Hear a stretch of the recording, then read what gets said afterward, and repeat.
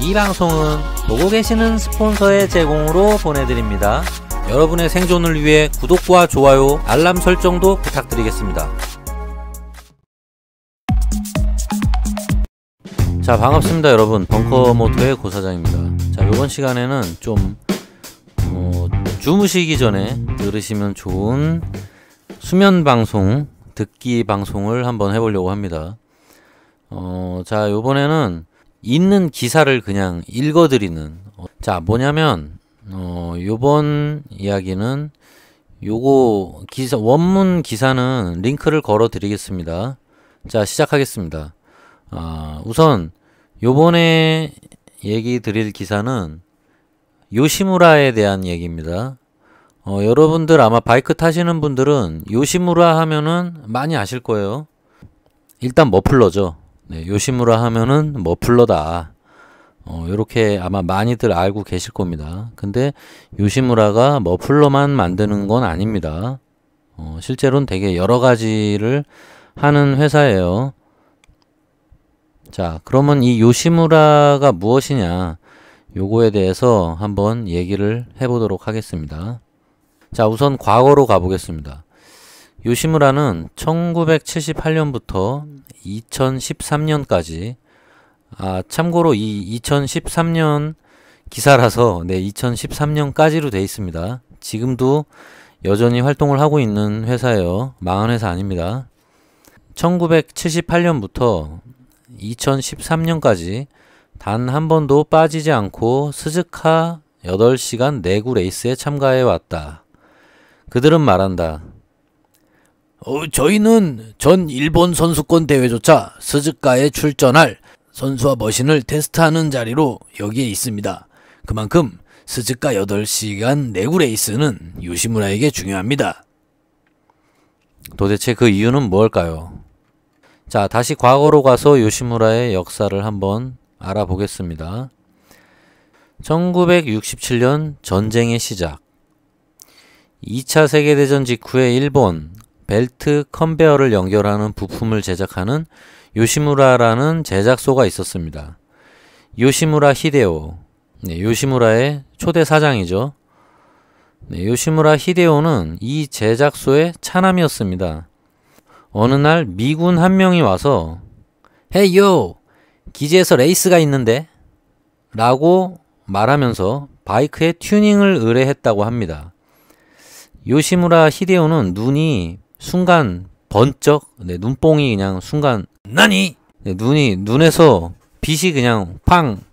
그는 캠 샤프트의 부속에 미묘한 커브를 주어서 바이크의 성능을 끌어올렸습니다. 결과는 이제 특유의 손재주가 좋았던 이 요시무라가 맥가이버죠, 맥가이버. 그래서 손재주를 발휘했던 겁니다. 그래서 결과는 레이스 1위. 네, 그 후에 공장에 오토바이들이 이제 속속 입고가 됐습니다. 왜냐면은 이 요시무라 사장이 개조한 오토바이가 항상 이제 우승을 했기 때문에 입소문을 받은 거죠. 자, 그래서 세계적인 기업으로 부상 중이던 혼다 측에서도 바이크 개조를 의뢰를 했습니다. 혼다가 공급한 엔진과 부품으로 요시무라가 튜닝한 바이크는 이제 경이로운 기록을 올렸다고 하네요. 그러나 이제 위기가 찾아왔습니다. 이게 또 사람이 잘 나가다 보면은 또 이제 항상 또 내리막이 있는 거거든요. 요시무라와 혼다가 계약을 했는데 도중에 이제 계약 해지가 됐어요. 그리고 혼다는 자체적으로 레이스 전문 회사를 설립합니다.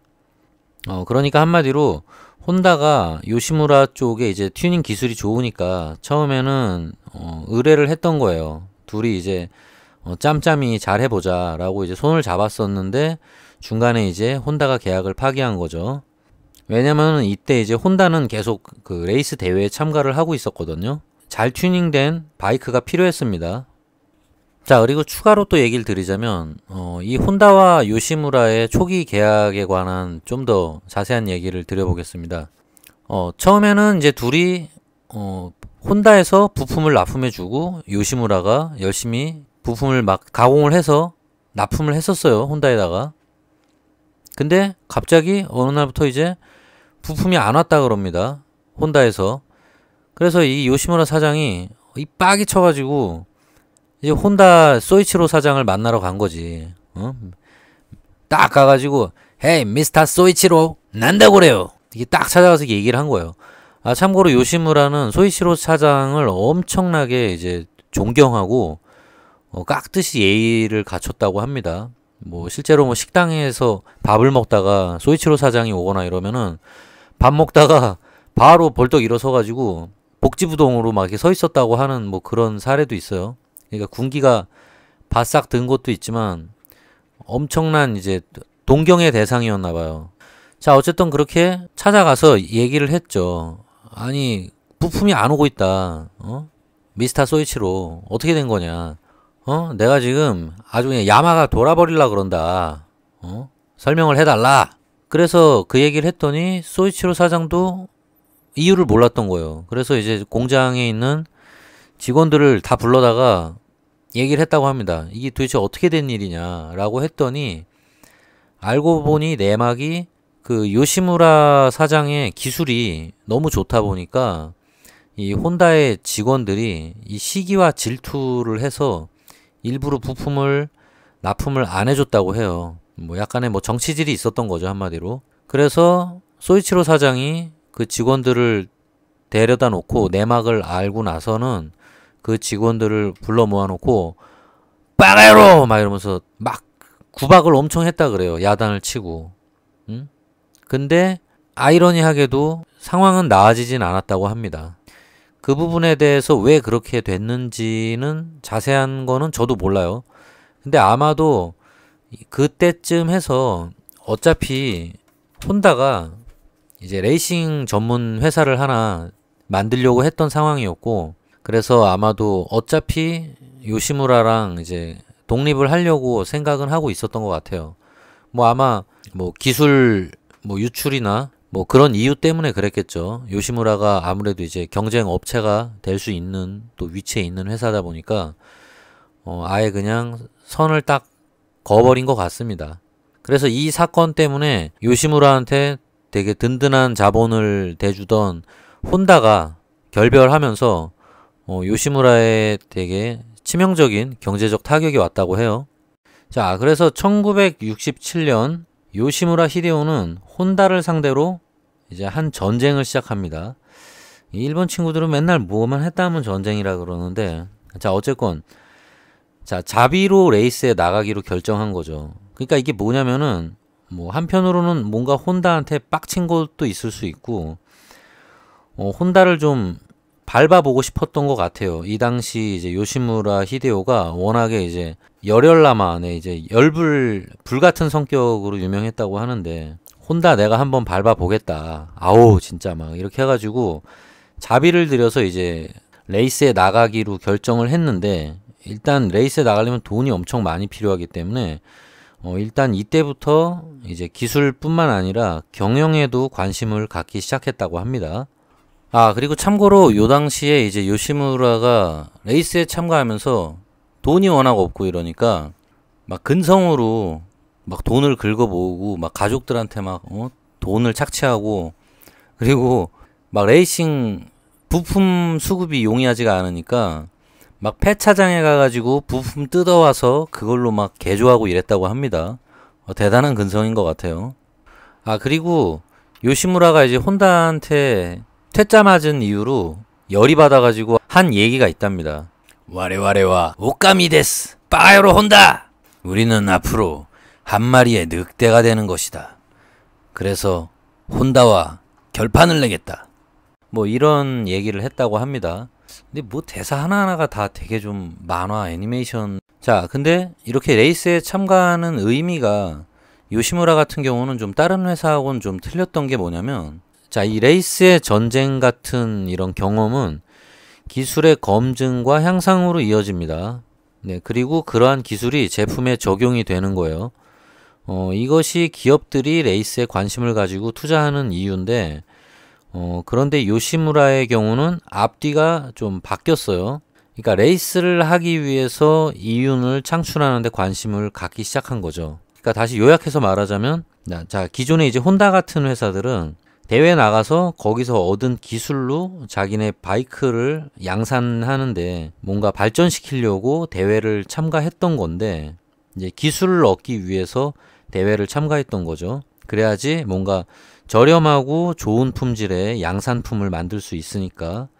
요시무라 같은 경우는 그냥 레이스에 나가고 싶은데 돈이 없기 때문에 이제 물건을 팔아먹기 시작했던 거예요. 요건 저도 잘 몰랐네요.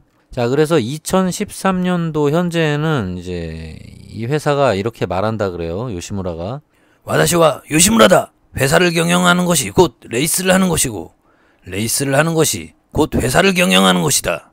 두 가지를 분리해서 생각할 수 없다. 바가야로! 자, 이렇게 얘기했다고 하네요. 뭐 좀 간지나네요.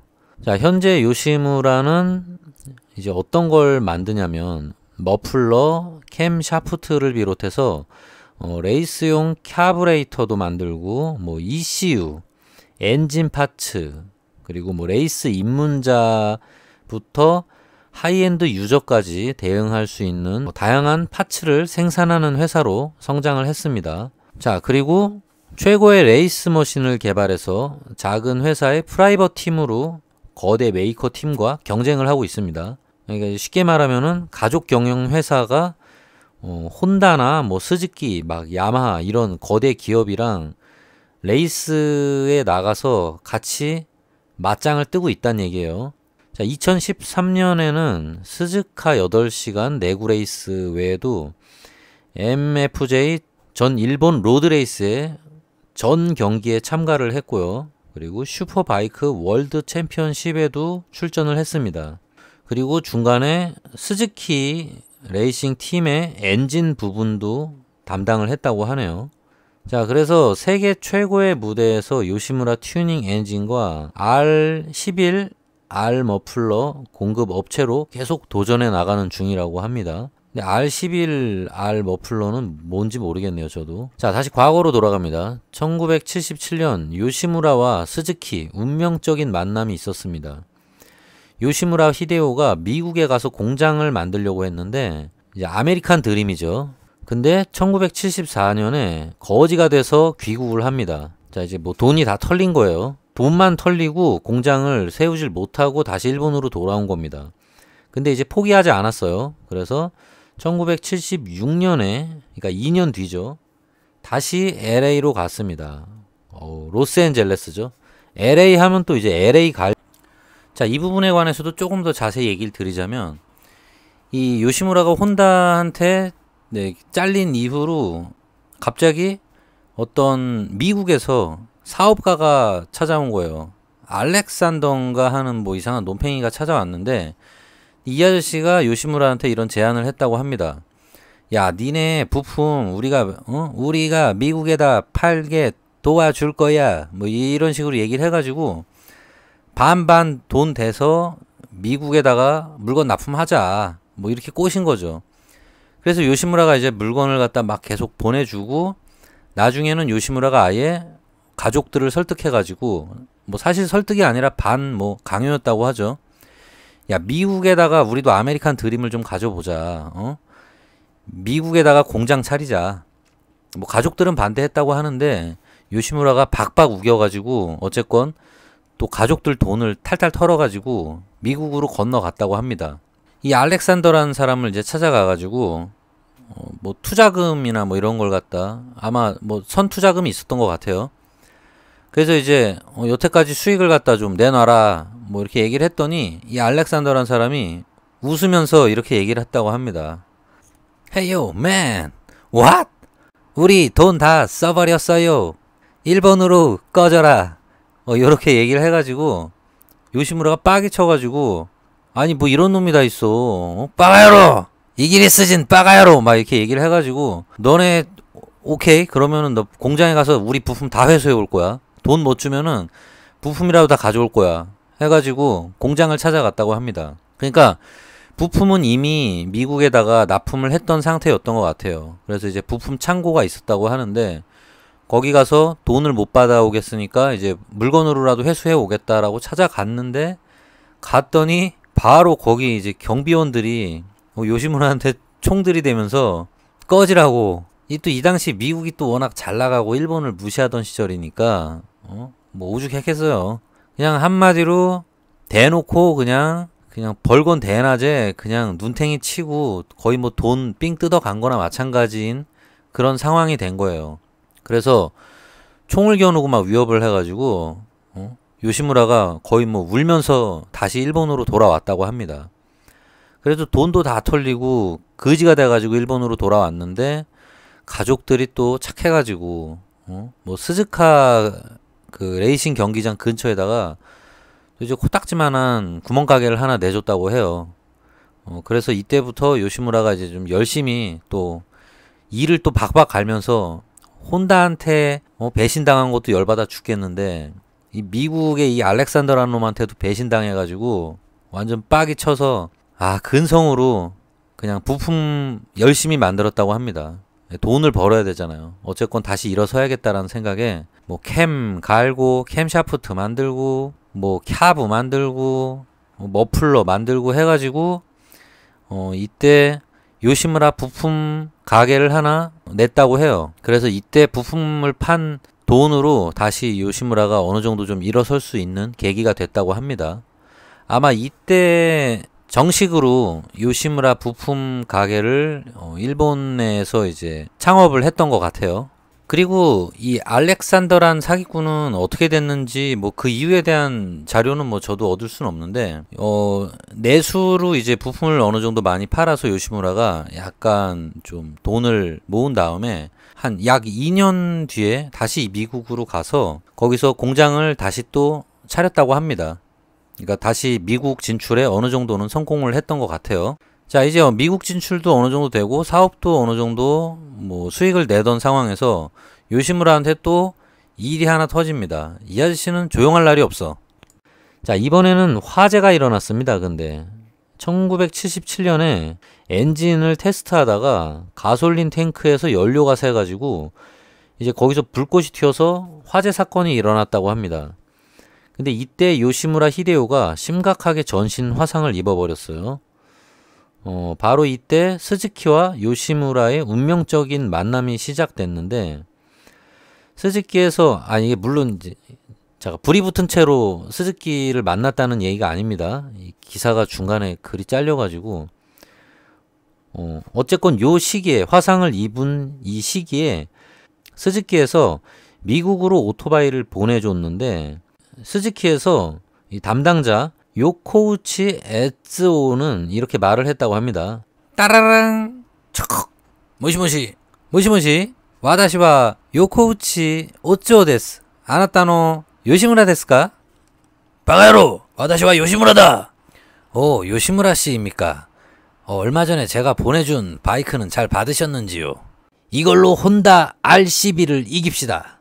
목표는 제1 스즈카 8시간 내구레이스. 오케이? 자, 이제 뭐 그 당시 실제로는 이렇게 얘기했겠죠. 고래와 혼다 R12 쇼부데스. 목표와 제1 스즈카 6시간 내구레이스다. 이기마스. 뭐 이런 식으로 얘기했겠죠. 자, 혼다와 이제 맞짱을 떠서 이기겠다는 집념 하나로 이제 요시무라가 다시 일어선 겁니다. 어떻게 보면은 적의 적은 동지다라는 뭐 그런 거죠. 스즈키가 이제 경쟁사인 혼다를 눌러버리고 싶으니까 요시무라한테 바이크를 보내주고 이제 힘을 합친 겁니다. 야, 우리 둘이 짬짬이 해가지고 혼다 이 갓나들 그냥 좀 코 좀 납작하게 한번 해줘 보자. 너네도 저번에 한번 차였지 않냐. 그러니까 요번에 한번 같이 복수하자. 화이팅! 이기마스! 뭐 이런 식으로 얘기가 된 거예요. 둘이 이제 손을 잡은 거죠. 이 부분에도 이제 좀 더 디테일한 얘기를 드리자면은 이 공장에서 일하다가 이제 전신 화상이 걸린 요시무라가 이제 거의 반미라가 된 상태로 병원에 누워 있었어요. 근데 이제 손도 잘 안 움직이고 되게 낙담했다고 합니다. 희망이 없어서 되게 우울한 시간을 보내고 있었다고 하는데 그 스즈키 쪽 담당자가 이제 요시무라 사장하고 친분이 있던 사이였던 것 같아요. 그래서 이 사람이 보기가 딱해서 요시무라가 좀 힘을 내라고 제안을 한 거라고 합니다. 그러니까 그냥 병원에만 누워있는 그 요시무라의 모습이 너무 딱하고 뭔가 이 친구는 바이크 튜닝을 하게 만들어야지 이 열정이 불타고 이제 삶에 희망을 느끼는 그런 친구이기 때문에 조금 이제 뽐뿌질을 해준 거죠. 좀 힘 좀 내라고. 그런 의미에서 이제 스즈키 쪽에서 그 담당하는 분이 힘내라고 상용 바이크를 보내준 거라고 합니다. 그러니까 요시무라가 그걸 보고 또 눈이 번쩍한 거죠. 뭐 이런 생각을 한 겁니다. 나니? 상용 바이크로 최고의 레이스 머신을 갖고 있는 혼다를 이겨봐? 이거 재밌겠구만. 이걸로 혼다를 이기면은 혼다는 개 굴욕을 느끼게 될 거야. 혼다 빠가야로! 이 아저씨는 뭔가 좀 힘든 도전, 과제를 던져주면은 환장하는 아저씨예요. 그래서 이제 화상을 이겨내고 막 손도 화상 입어서 좀 움직이기가 되게 힘들었던 상황이라고 해요. 근데도 열심히 집념에 불타서 튜닝 작업을 했다고 합니다. 자, 그래서 이제 요시무라가 다시 이제 주먹에 힘을 빡 주고 일본으로 귀국을 해서 레이스 준비를 시작합니다. 자, 그래서 스즈키에서 보내준 바이크의 부품을 깎고 또 깎고 막 계속 깎아가지고 구멍을 갖다 막 내요. 이 대기어 뭐 이런 거에다가 전부 구멍을 뚫어가지고 거의 뭐 이제 환공포증이 일어날 정도로 모든 부품을 이제 경량화를 명목으로 골다공증으로 만들어 버립니다. 극단적인 다이어트를 실시하게 되는데 지독하게 튜닝을 한 결과 60kg이나 경량을 하는데 성공했다고 해요. 이게 어떻게 가능했냐면은 깎아내서 부품 무게를 줄일 수 있는 금속 부분을 줄로 갈고 구멍을 뚫고 해가지고 미리그램 단위로 계속 경량을 한 거예요. 이게 참 대단합니다. 내구성에 문제는 안 생겼나 모르겠는데. 그리고 그가 개발한 그 유명한 집합관을 부착해서 스즈카 내구 레이스를 위한 머신이 완성됩니다. 여기서 말하는 그 집합관이라는 게 뭐냐면은 요즘에는 이제 흔하게 다 쓰고 있는 건데 뭐 지금 들으면 그렇게 뭐 대단한 것도 아니에요. 그러니까 4기통 바이크의 매니폴드에 나오는 이 4개의 파이프 배기관을 중간에 모아서 한 구멍으로 만드는 겁니다. 근데 이게 뭐가 대단한지 저도 잘은 모르겠는데 뭐 이 당시에는 되게 획기적인 거였다고 해요. 아마 다른 회사들이 이게 그냥 붙인다고 되는 건 아닌 것 같아요. 제가 볼 때는 뭐 여러 가지 뭐 배기 쪽 효율이랑 뭐 여러 가지 테스트를 해서 아마 이 요시무라만의 노하우가 있었겠죠. 그냥 막 용접해서 파이프 그냥 막 대충 용접해가지고 모은다고 되는 건 아닌 것 같아요. 어쨌건 이게 요시무라의 좀 필살기였다고 합니다. 이 당시에. 자, 이제 우여곡절 끝에 최고의 경량화를 시킨 튜닝 바이크를 가지고 드디어 스즈카 제1회 내구 레이스에 참가했다고 하는데 여기서 또 이제 신화 같은 이야기. 근데 이게 신화 같은 이야기인지는 잘은 모르겠지만 어쨌건 뭐 재미있는 에피소드가 하나 생깁니다. 자, 이제 경기 당일 아침입니다. 드디어 대망의 스즈카 8시간 내구 레이스 경기 제1회가 열리게 되었습니다. 이 경기장에 이제 아침 해가 서서히 떠오르기 시작하고 스태프들이 슬슬 분주하게 경기 준비를 막 하고 있었다고 합니다. 혼다는 2대의 RCB, 이제 당시에 무적 최강의 머신이라고 하는데 이제 수십 명의 미케닉이 붙어가지고 팀이 만들어져 있었다고 합니다. 아무래도 이제 뭐 대기업 회사니까 거대 자본을 가진 레이싱 팀이었죠, 혼다는. 근데 상대적으로 요시무라는 팀원이 총 8명, 그리고 요시무라 히데오 본인을 포함해서 3명의 자식과 4명의 직원이 전부였다고 합니다. 그러니까 총 팀원이 8명이 참가했는데 4명은 가족이고 나머지 4명은 직원들이었던 거예요. 그러니까 가족이 그냥 레이스를 참가한 거죠. 자, 근데 이제 요시무라가 혼다를 이긴다는 거는 거의 뭐 불가능해 보였다고 합니다. 처음에는. 근데 요시무라 히데오가 이제 혼다를 어떻게든 씹어 먹어버리겠다 막 이런 막 결의에 찬 각오로 레이스에 참가를 했다고 합니다. 자, 그래서 스즈카 8시간 내구 레이스가 시작이 되고 4시간 후에 열심히 달리던 요시무라 팀의 바이크가 갑자기 피트인을 급하게 했다고 합니다. 그러니까 차량에 문제가 생긴 거예요. 휠을 고정하는 볼트 하나가 부러졌다 그래요. 그래서 이제 포크 전체를 교체해야 되는 상황이 벌어졌는데, 그렇게 하자니 시간이 너무 오래 걸려서 되게 난감한 상황이었다고 해요. 그래서 이제 요시무라 사장이 이렇게 말했다고 합니다. 바가야로! 볼트 하나만으로도 어느 정도 달릴 수 있으니까 다시 돌아올 때까지는 어떻게든 방법을 만들어 보라. 네, 되게 좀 무서운 말이죠. 특히 이제 연배가 있으신 분들이 이런 말투를 많이 씁니다. 뭐 해보라, 뭐 이런 식으로. 그거 있잖아. 야, 개 짖는 소리 좀 안 나게 하라. 야, 이 개. 이거 있잖아요. 이 연배가 좀 있으신 분들의 말투의 특징입니다. 이게 뭐 좀 하라, 이거. 그러니까 지금 부품을 교체해야 되는데, 양쪽에서 이제 볼트가 하나씩 고정을 해야 되는데 한쪽 볼트가 나갔단 말이죠. 부러졌는데 이제 한쪽만 고정된 채로 일단은 한 바퀴만 더 달리고, 그 사이에 빨리 미케닉들한테 방법을 찾아내라고 시킨 거예요.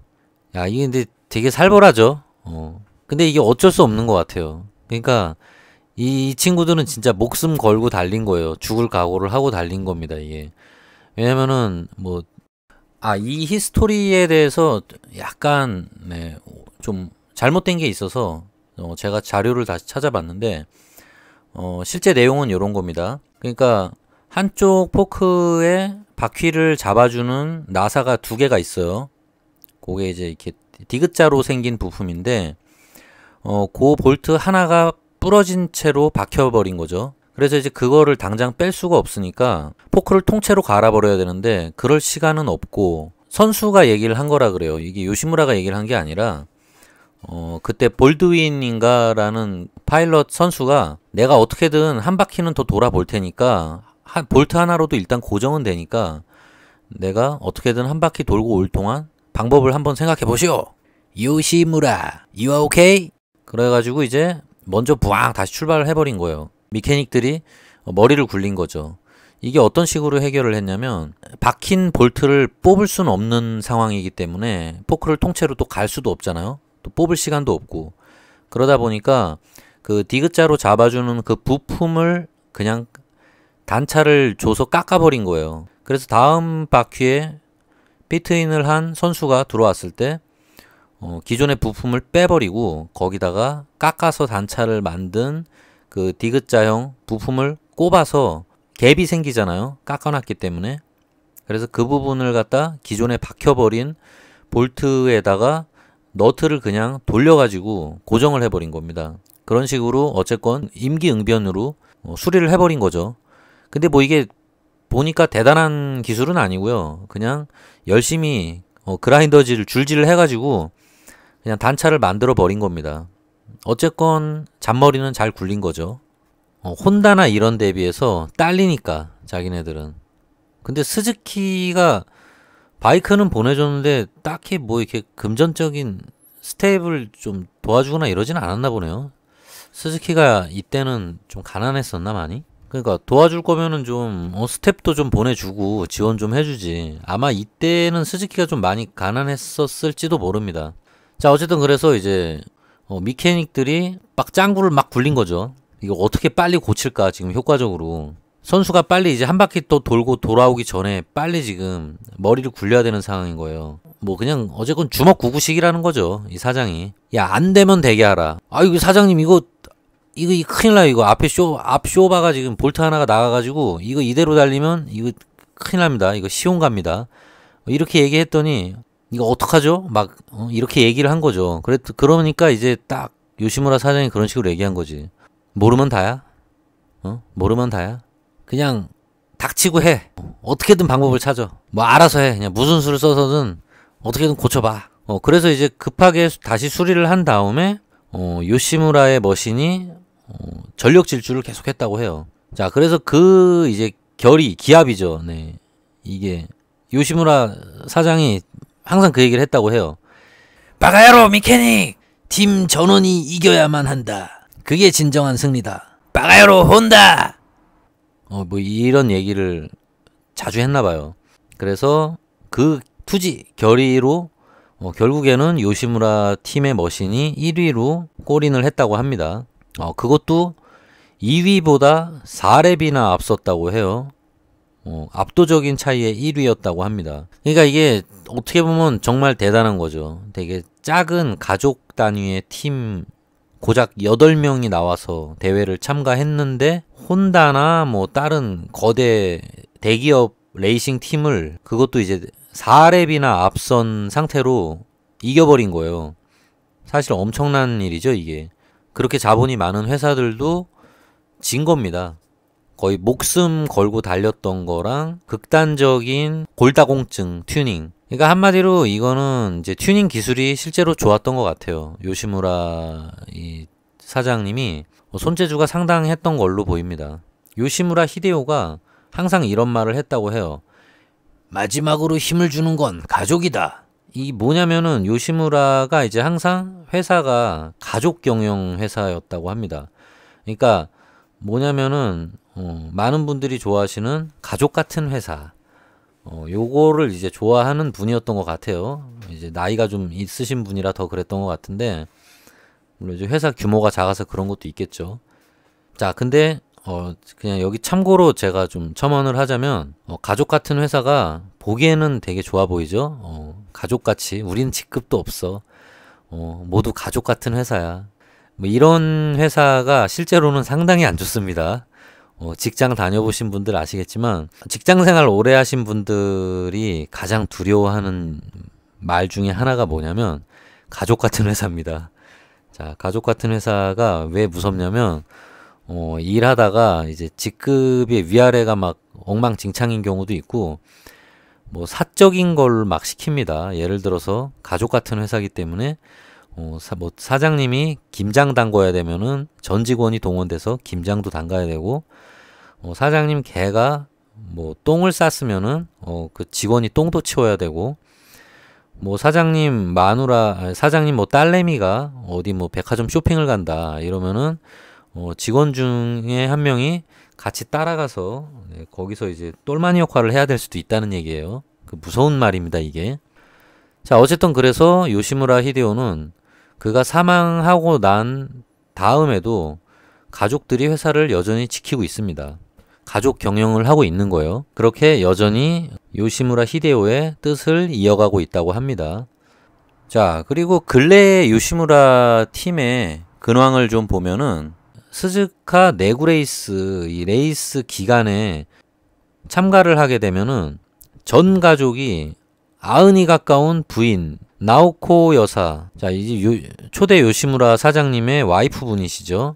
100살이 넘으셨겠네요. 이게 13년도 이야기였으니까. 자, 이 나오코 여사까지 매일 피트에 나와서 자리를 지켰다고 합니다. 그리고 현 요시무라 재팬의 사장님은 요시무라 후지유라고 전 요시무라 사장의 장남입니다. 장남. 이제 생긴 것도 아버지랑 겁내 닮았어요. 좀 얼굴이 확실히 장남은 좀 붕어빵인 경우가 많습니다. 자, 그래서 그의 가족들은 조금 더 확장된 것 같다고 해요. 그러니까 요시무라 직원들이 모두 이제 가족이라고 불러도 어색하지 않을 만큼 잘 이제 뭉쳐 있는데, 그럴 수밖에 없겠죠. 이제 가족 같은 회사라고 하니까. 제가 아까 얘기 드렸죠. 막 똥도 치우고 이래야 됩니다. 자, 그래서 요시무라 팀은 선수를 제외하고는 모두가 사원이라고 합니다. 현장의 미케닉도 모두 이제 생산직 직원들이고요. 그리고 현재 요시무라의 개발실장 역시 2004년까지 현장에서 미케닉으로 일하던 사람이라고 합니다. 다른 팀의 경우는 미케닉들은 대부분 이제 외주 기술자들을 계약직으로 고용해서 쓴다고 합니다. 그리고 영업부 여직원들은 회사 업무를 보면서 한편으로는 이제 티셔츠랑 기념품, 굿즈 디자인까지 같이 하고, 스폰서들 스티커 제작, 그 뭐 레이스 참가할 때 그 안에다가 막 이제 벽에다가 붙이고 막 이런다 그래요. 인테리어까지 해준다고 합니다. 이제 레이스 기간 동안에는 팀 크루 역할을 이제 척척 다 해낸다고 해요. 이 직원들이. 그러니까 제가 아까 얘기했죠. 그러니까 이게 어떻게 보면은 되게 야 직원들이 대회 참가해가지고 거기서도 막 미케닉으로 일하고 막 선수들만 이제 외부에서 데려다 쓰는 거고 나머지는 전부 이제 자기네 직장 김 실장, 이 실장 뭐 또는 미스 김, 뭐 격리로 들어온 뭐 이제 막 상고 졸업한 뭐 미스 정 이런 어린 아가씨들까지 전부 레이싱 스텝으로 일을 시켜 먹는다는 거예요. 과연 좋기만 할 것 같진 않습니다. 제 생각에는. 이거 솔직히 빡세요, 빡세. 그러니까 제가 얘기했잖아요. 가족 같은 회사가 화목한 것 같으면서도 이게 아마 추가 수당을 안 줄 거란 말이죠, 이게. 이거 돈 주겠어요? 그냥 나와서 며칠 그냥 일하고 가라 그러겠지. 이거 지금 회사에서 월급 받으면서 사무직으로 일해야 될 사람들까지 나와가지고 전부 지금 일을 시키는 거잖아요, 이게. 이게 얼마나 무서운 겁니까? 그리고 막, 사장님 와이프 되시는 사모님이 와가지고 막, 레이싱 팀에서도 계속 막, 시찰을 하고 있어요. 이거 얼마나 불편하겠어요, 이거. 대표님의 와이프분이, 사모님이 나와가지고, 이 감시를 하고 있는데, 이 생각만 해도 상당히 불편할 것 같습니다. 자, 어쨌건, 회사 사람들만 이제 가족이 된 것 같지는 않다고 하는데, 예를 들어서, 그쵸. 이게, 그러니까 뭐냐면은, 이 가족 외에 이 회사 직원들도 거의 막 가족처럼 생각을 하고 있다는 거예요. 한 예로 후쿠다 스스미 사장이라는 또 이제 여자 사장님이 있는데 이분이 어떤 일을 했냐면 자기 회사의 요시무라 열혈 서포터예요. 그러니까 자기가 다니는 회사의 오덕입니다. 오덕. 광팬인 거예요. 내가 요시무라를 다니는데 내가 요시무라 광팬이야. 사장인데 여사장인데 그래서 이제 거대 메이커 사이에 작은 가족 회사인 이런 요시무라가 빵에서 이제 밀릴까봐 좀 초라하잖아요. 아무래도 이제 부스도 작고 뭐 이런 혼다나 이런 대기업 큰 회사들은 막 자기네 대형 막 트럭 갖고 오고 막 빵빵하게 이제 지원을 해서 대회 나오잖아요. 자기네 요시무라 회사가 초라해 보일까봐 자기 돈으로 이 중요한 겁니다. 이게 중요한 거는 회사에서 시킨 게 아니에요, 이게. 회사에서 물론 이제 압력은 줬겠지. 눈치밥이 많이 먹었을 거예요. 그러니까 돈도 안 주고, 이게 세상에. 자기 돈으로 이 여사장님이 트럭을 제작해가지고, 그 대회에 끌고 나왔다 그래요. 트럭에다가 요시무라 스티커를 막 붙여가지고, 스탭들 뭐 이제 뭐 이용하라고 이렇게 끌고 나왔겠죠. 그래서 이제 이 여사장님이 이런 얘기를 했다 그래요. 일본 사람들은 원래 강자에 맞서 싸우는 약자를 응원하는 경향이 좀 있어요. 호호호. 자, 이렇게 얘기를 했다고 하는데, 글쎄, 실제 인터뷰 내용을 들어보질 않아서, 과연 이제 얼굴 표정이나 말투가 어땠는지가 중요하겠죠. 입은 웃고 있지만, 눈은 이제 막 울고 있는지도 몰라요. 그 회사 로고 붙어 있는 그 거대한 트럭을 말하는 것 같은데, 컨테이너 트럭. 이거를 사비로 끌고 왔다니 참 이 요시무라라는 회사도 꽤나 구두센 것 같긴 합니다. 아무리 그래도 그렇지 사비로 하게 하냐 이걸. 자, 근데 이 요시무라의 이제 팬들 층을 보면은 유독 연령대가 연배가 좀 있는 열혈 팬들이 많다 그래요. 팬들이 정성스럽게 이제 요시무라 티셔츠를 입고 깃발을 들고 응원하러 이제 많이 찾아온다고 합니다. 이게 좋게 얘기하면은 올드 팬들이 많다는 얘기인데 어떻게 보면 나쁘게 얘기하면은 이제 젊은 애들한테는 인기가 없다는 얘기일 수도 있어요. 나이 드신 옛날 분들한테만 이제 팬층이 두껍다라는 얘기일 수 있겠죠. 한편으로는 조금 짠하네. 젊은 애들이 많이 와야 되는데 근데 물론 이 부분은 일본의 현재 상황 때문에 그럴 수도 있습니다. 일본이 지금 젊은 친구들이 먹고 살기가 어려워가지고 이런 뭐 경마나 뭐 모토 스포츠나 뭐 이렇게 좀 요즘에 관심이 없다 그래요. 애들이 좀 집에만 처박히고 좀 희망이 없다랄까? 좀 그런 분위기가 좀 일본이 지금 전반적으로 젊은 세대들한테 깔려 있어서 보통 이제 뭐 경륜장이나 뭐 이런 데 와도 이 나이 든 분들만 와서 구경을 하고 응원을 하고 막 이런다 그래요. 젊은 친구들은 돈을 잘 안 쓰려고 한다고 합니다. 참 이런 거 보면은 어떻게 보면 일본의 미래가 좀 걱정하는 분들이 많이 있죠. 그래서 근데 요즘 이게 우리나라도 약간 그렇게 돼가는 거 아니냐라고 뭐 생각하는 분들도 실제로 있는데, 근데 제가 볼 때는 한국의 미래는 밝은 것 같습니다. 일본 친구들은 돈을 안 쓰고 약간 희망을 버리고 사는 그런 느낌이 있지만, 대한민국은 열혈 아닙니까? 젊은 친구들이 더 차를 지르고 풀할부 120개월 풀할부 막 사회초년생 친구들이 막 R1 지르고, 이게 또 우리나라의 또 민족성 아니겠습니까? 그래서 우리나라는 오히려 경기가 안 좋을수록 소비를 더 부추기는 이런 좀 카드사랑 이런 할부 시스템 때문에 한국은 절대로 소비가 위축되지 않을 것 같습니다. 꿈은 이루어진다. 대한민국 화이팅! 스즈카에서 요시무라 팀을 보면은 그런 느낌이 든다고 합니다.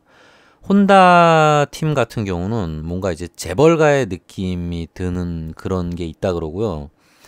요시무라는 뭔가 이제 명문가의 느낌이 드는 그런 레이싱 팀이라고 합니다. 그러니까 피트 내부의 정리정돈 상태가 되게 완벽하고, 그리고 레이스를 위한 설비들은 이제 규모와 체계가 있다고 합니다. 크루들이 상당히 예의 바르고 잠시도 쉬질 않는다 그래요. 그래서 스즈카에 있는 모두들이 요시무라 팀을 이런 식으로 얘기를 한다고 합니다. 요시무라 팀와 야빠리 혼돈이 빅토리 팀 데스요. 간바레 요시무라. 걔네들은 무조건 이겨야 하는 팀이야. 여전히 규모가 작기 때문에 그냥 바쁜 거예요. 소규모 팀이기 때문에 그냥 잠시도 쉬지 못하고 막 분주하게 움직여야 되는, 정말 손재주 하나로 승부하는, 기술 하나 믿고 승부하는 그런 소규모 레이싱 팀이라고 보시면 됩니다. 그리고 이제 선수 라인업이 생각보다 되게 화려하다 그래요. 조시 브록스라는 선수, 저도 잘은 모르는데 경기 참가 당시에 브리티시 슈퍼바이크 챔피언십에 2위를 했던 선수라고 합니다. 되게 엄청난 선수네요. 그리고 일본 선수가 또 한 명이 있는데, 그 선수는 아오키 노부아츠라고 이제 스즈키 팩토리 모토GP 테스트 라이더라고 합니다.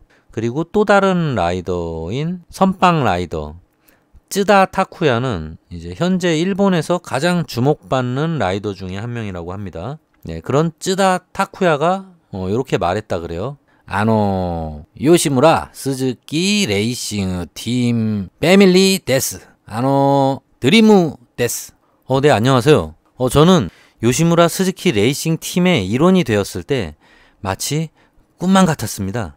그리고 아직도 꿈을 꾸는 것 같습니다. 자, 이렇게 얘기를 했다고 합니다.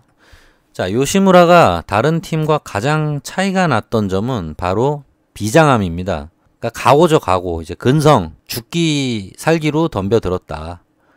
뭐 이런 뜻인데, 요시무라 사람들은 이제 전쟁을 하듯이 일사불란하게 움직이고, 그리고 이제 신이 내린 듯 달렸다. 뭐 그렇게들 많이들 표현을 한다고 합니다. 그러니까 한마디로 이제 지독한 놈들이라는 거죠. 네, 아주 지독한 레이싱 팀이라고 합니다. 여기가 빡시다. 한마디로 빡신 팀이다. 자, 그리고 이제 그들은 8시간 내내 마지막 랩을 도는 것처럼 이제 전력 질주를 한다고 합니다. 이제 경기 종료를 얼마 앞두고 비가 내렸다고 하는데 그때도 그냥 계도를 했다고 하네요. 절대 속도를 늦추지 않는다고 합니다. 이제 근성 하나는 인정해야 되는 팀인 것 같아요. 그래서 2013년도 스즈카 레이싱 경기에서는 30초 페널티도 받고 뭐 슬립도 났었다 그래요. 그랬는데도 2위를 차지했다고 합니다. 1위인 무사시 하르크 프로와 같이 214랩이었다고 하는데 2위에 만족하지 않고 2위라고 실망도 하지 않았다. 뭐 이런 이야기가 전해진다고 합니다. 야, 이게 그러니까 8시간 내구 레이스니까 랩이 214랩이 나오네요. 어마어마하네요. 와. 그러니까 1위를 차지한 선수랑 랩 수는 같아요. 근데 이제 시간에서 조금 늦어서 2위를 한 거라고 합니다. 제가 봐도 요시무라 팀이 대단한 팀은 맞는 것 같습니다. 그래서 요시무라는 이제 이렇게 얘기를 한다고 하네요. 요시무라 팀은 우리는 역사를 만들어 나가는 것에 프레셔를 느낍니다. 이 일본 친구들 특유의 이제 덕력이라 그래야 돼? 약간 좀 오버하는 거 있죠. 일본 친구들. 뭐 이제 자꾸 영어 섞어 쓰는 거. Hey, you 막 이러고 boy 막 이런 거 이제 자꾸 영어를 갖다 중간중간 섞어 쓰는 게 이제 일본식 이제 허세죠, 허세. 프레셔를 느낀다고. 그러니까 왜 또 프레셔는 또 왜 영어로 써? 그냥 부담을 느낀다 그러면 되지. 그러니까 한마디로 이제 우리는 역사를 만들어 나가는 거에 이제 부담을 많이 느끼곤 한다. 무게를 많이 느끼곤 한다. 근데 그냥 무게라고 1어로 하지 뭘 또 프레셔라 그래. 자, 이게 우리나라도 근데 뭐 영어 섞어 쓰는 뭐 그런 거 있죠. 예. 뭐 파워가 필요하다 뭐 이런 거, 나에게 파워를 좀 줘라 뭐 이런 것도 이제 뭐 같은 맥락이라고 볼 수 있는데, 그러니까 한마디로 이제 자기네가 맏형이다 이거지. 맏형으로서의 뭔가 어깨에 짐을 짊어지고 있다, 뭐 자부심, 책임감 이런 걸 가지고 있다라는 얘기를 하는 것 같고, 그리고 또 이렇게 얘기를 했다고 합니다. 계속해서 나간다는 것은 아주 어려운 일입니다. 역사는 돈만으로 만들 수 있는 것이 아니니까요. 바이 요시무라 휴지유 큰아들. 네, 살짝 좀 오글오글하죠. 네, 살짝 오글거리는 게 있는데 뭐 이게 뭐 일본 친구들 이제 뭐 좀 종특인 것 같아요. 원래 좀 이런 약간 가면라이더에 나올 법한 이런 일드 많이 보시면 아시겠지만 원래 일본 친구들이 이런 말투를 잘 씁니다. 좀 평상시에 약간 애니메이션 같은 말이나 표현을 많이 해요, 실제로. 자, 그리고 이제 요시무라에서는 이런 말을 즐겨 쓴다고 합니다. I got the power. 잠깐, I got the power? 이거 그거 아닌가요? MC의 뭐 I got the power. 이거 아닌가? 아무튼 제가 얘기했죠. 네, 좀 오글오글하다고 일본 친구들. 그러니까 요시무라에서 이게 즐겨 쓰는 문장이라고 해요. 난 힘을 가졌다. 그러니까 이 파워는 약자를 지배하기 위해서가 아니라 내가 원하는 대로 살기 위한 힘이다. 엔진의 파워가 경쟁자의 길을 가로막는 게 아니라 자신의 길을 달려나가기 위해서 존재하는 것처럼 위기의 순간에 요시무라 히데오는 그 사실을 깨달았다고 합니다. 대충 이런 것 같아요. 그러니까 힘이라는 게 자기보다 약한 애들을 짓밟아 버리기 위한 그 파워가 아니라 그냥 내 갈 길을 가기 위한 파워라는 거죠. 그러니까 나는 나한테 힘이 있으면 나는 그냥 전진만 하겠다. 근데 이게 뭐 좀 말 같지 않은 소리인 것 같긴 한데 무슨 의미가 있는지는 모르겠는데 어쨌건 그냥 마인드인 것 같습니다. 마인드. 그러니까 보통 이제 힘을 가지면은 자꾸 주변 막 무시하고 자기보다 이제 막 약한 애들 막 깔보고 막 뭐 이럴 수 있잖아요. 짓밟고 막. 근데 이제 이 요시무라라는 회사는 내 갈 길만 가겠다. 그리고 약 40년 전에 요시무라가 혼다랑 맞짱 뜨겠다라고 했던 말이 경쟁자를 뭐 이게 막 제거해버리겠다. 제거해서 우리가 1등 차지할 거야. 이런 의미가 아니라 뭔가 대기업의 독점화, 주변 작은 회사들 다 잡아먹어가지고 자기네가 이제 막 독식해버리는 그런 시장 시스템에 좀 요시무라 같은 경우는 반기를 많이 들고 있는 그런 사상을 갖고 있다고 보시면 될 것 같습니다. 근데 뭐 작은 회사니까 그럴 수밖에 없겠죠, 사실. 그런 시장 분위기에 꿋꿋하게 맞서 싸우겠다라는 이제 도전하는 정신, 요것이 바로 이제 요시무라 스피릿이다. 또 이게 말 또 봐요. 또 스피릿. 사무라이 스피릿 아니야, 이거. 정신이다. 요시무라의 정신이다라는 거죠. 이러한 정신이. 그래서 2013년도에 요시무라는 여전히 그렇게 싸우고 있었다고 합니다. 그리고 그들은 여전히 안주하지 않기 위해서 계속해서 대회에 나가고 최선을 다해서 달리고 있다고 합니다. 요시무라 히데오가 가닥가닥의 머플러를 한데 모아서 만든 집합관처럼 아까 말한 그 머플러 이제 매니폴드 4가닥을 갖다 이제 하나로 엮은 거. 네, 깔때기죠, 깔때기. 깔때기 같은 시스템이라고 보시면 돼요. 네, 그런 깔때기처럼 요시무라 패밀리의 여러 가지 이야기들은 이제는 역사가 돼가고 있다고 합니다. 스즈카는 그 역사가 시작된 곳이고, 그래서 스즈카 8시간 내구레이스라는 거는 요시무라에게 아주 특별할 수밖에 없는 그런 대회라고 합니다. 그래서 어떻게 보면 스즈카 8시간 내구레이스라는 대회는 요시무라에 있어서는 아주 상징적인 의미를 가진 대회라고 보면 되겠네요. 자, 어쨌든 네, 기사의 내용은 여기까지입니다. 저도 읽어보니까 되게 몰랐던 게 많이 있었습니다.